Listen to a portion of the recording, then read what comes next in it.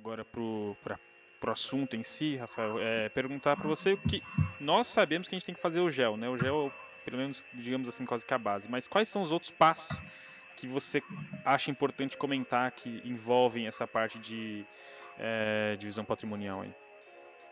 Bom, na verdade, bom, o primeiro passo é isso aí, você tem uma propriedade ali, ou várias propriedades que você vai subdividir, o primeiro passo é isso, é você regularizar o que você está trabalhando, né? Então, se a propriedade que eu estou trabalhando não estiver regularizada, não tiver com o georreferenciamento tudo certinho, com o CAR, com os documentos atualizados, ITR, CCIR, né?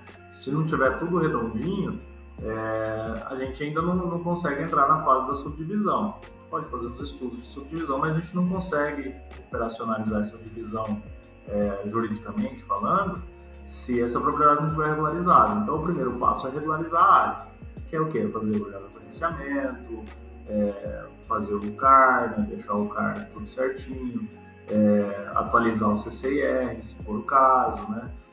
Se tiver alguma pendência, algum problema de ITR, fazer a atualização, fazer a regularização, né? Problemas tributários, se tiver algum passivo ambiental, né? Caso a propriedade tenha sofrido alguma atuação, tenha algum TAC para ser cumprido, né? Então, regularizar a minha situação atual, para depois eu pensar na sucessão. Bom, agora pensando na sucessão, né? Então imagina que eu tenho uma fazenda, né? E numa fazenda eu tenho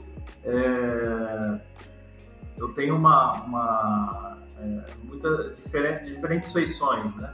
Então eu tenho ali uma área ambiental, eu tenho área de preservação permanente, eu tenho reserva legal, eu tenho a sede com estrutura, com rede de água, energia, eu tenho poço, tenho áreas de pastagem, tenho áreas que são mecanizadas, né, áreas de lavoura, né?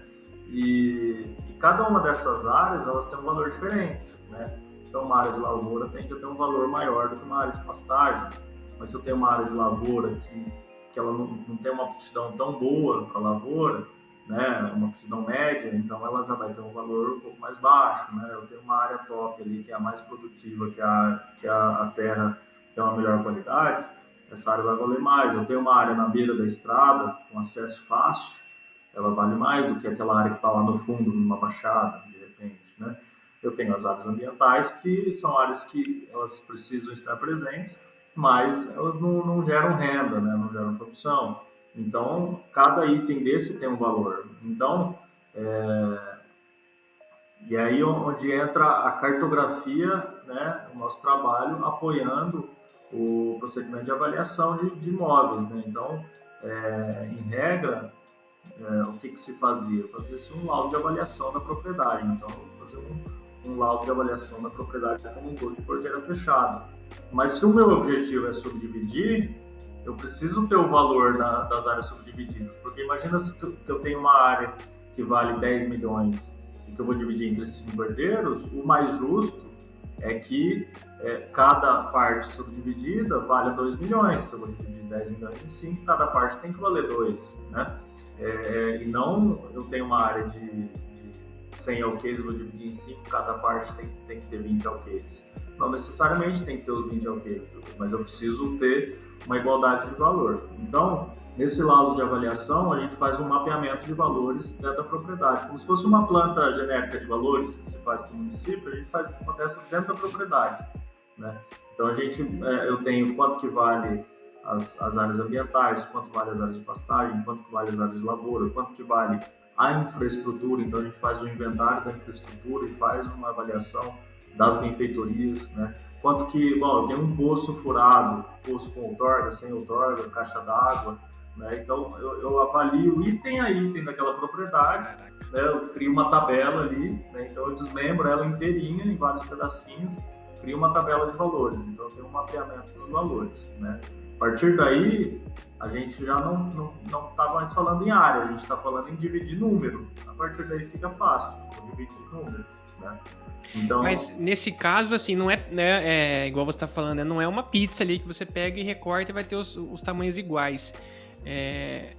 tá aí o desafio no seu trabalho de você primeiro achar os valores e fazer uma divisão que de fato seja coerente. Por que eu pergunto isso? Porque para mim, eu tendo a ver essas divisões meio que por pedaço ali, né? Puramente Então, geométrica, né? Você pensou geometricamente. geométrico, exato. Não. E acho que não é bem assim, né? Na sucessão patrimonial, já que você está dividindo valores, né? Exatamente, numa situação dessa, né, o tamanho da área ele é uma das variáveis, né? Então, de repente, eu tive uma situação aqui, que era uma fazenda de 120 alqueires para dividir em 3 herdeiros, né? E daí eu fiz 2 opções. Bom, e tinha a infraestrutura, né? Então a gente avaliou a infraestrutura e avaliou a terra, né? E cada feição dentro da terra. Então eu tinha... E nessa área tinha soja, pastagem e áreas de reserva, né? Para você ter uma ideia, assim, a avaliação de um alqueire de soja, aqui nesse caso específico, era aqui na região de Londrina, o alqueire de soja tinha um valor, e se for área de pastagem, vale metade. Entendeu? Então, assim, é uma diferença grande de preço entre uma área de soja e uma área de pastagem. Soja que vale muito, a área mecanizável, né? Aí a gente fez 2 simulações. Uma simulação, o proprietário que ficaria com a sede, ele ficaria com a área com o mesmo tamanho. Então, uma área de 120 alqueires, eu teria 3 áreas de 40 alqueires. Só que o da sede, por ele estar com a sede, né, que tem o seu valor, ele ficaria com menos área de soja e mais área de pastagem, né? Porque se a área de pastagem vale menos, então cada 2 alqueires de pastagem equivale a um alqueire de soja, né? Então, para compensar o valor da sede, ele ficava com mais pastagem do que soja, né? E fiz uma outra simulação em que ele ficava com a mesma área de soja dos irmãos, só que com uma área menor, para compensar a sede. Então, os irmãos ficavam com uma área total. Então, os irmãos ficavam ali, por exemplo, com 42 alqueires cada um, e ele ficava com 36 para ele, né? Então, ele ficava com uma área menor.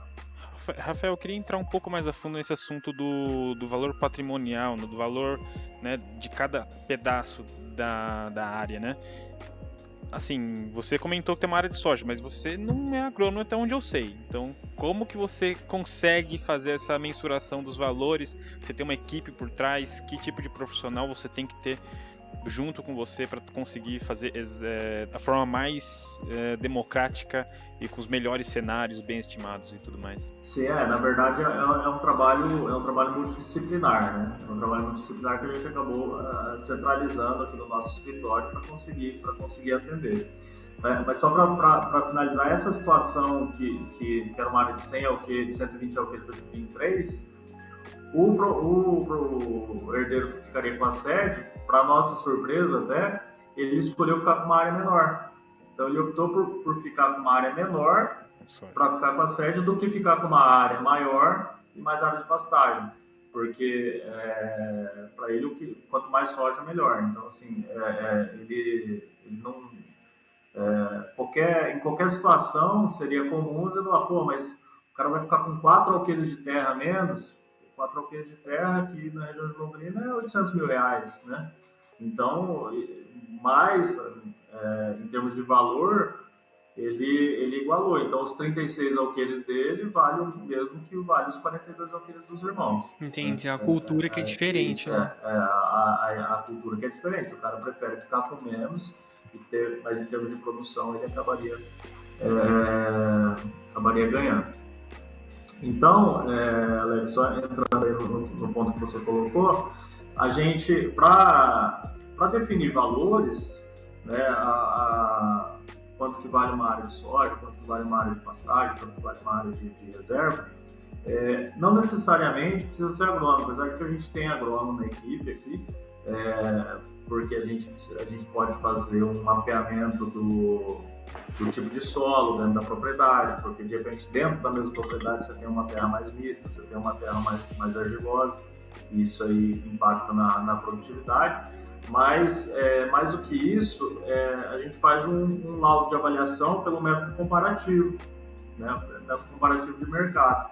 Então, a gente busca propriedades que estão à venda, né, na região, propriedades que foram vendidas e propriedades que estão sendo ofertadas e a gente se baseia também nesses valores, né? E só que quando a gente busca essa propriedade para usar como referência, da mesma forma que eu estou fazendo a minha avaliação usando o mapeamento de valores, eu faço esse mesmo mapeamento de valores nessa propriedade. Então, na minha propriedade eu tenho um tipo de relevo, eu preciso avaliar qual que é o relevo dessa propriedade. Na minha propriedade eu tenho 50% de lavoura, naquela eu tenho 90%, eu preciso considerar esses fatores. Então, na avaliação de imóveis, né, pelo método comparativo de mercado, você define fatores de cálculo, né? Então, por exemplo, o grau de utilização do imóvel, ele é um dos fatores, né? Então, quanto que eu tenho de pastagem é um fator de cálculo, quanto que eu tenho de lavoura é um fator de cálculo. Para eu conseguir nivelar esses valores e falar a mesma língua. Então, eu consigo chegar num valor, né? Por exemplo, nessa área aí em específico, a gente tinha ali 65% da área era utilizável, né? Os outros 35% era reserva. E aí, de repente, a gente estaria comparando com uma área que tem ali 90% utilizável e 10% de reserva. Então, eu preciso fazer uma equalização desses valores, que é um dos procedimentos previstos no método do laudo de avaliação, de acordo com o método comparativo direto.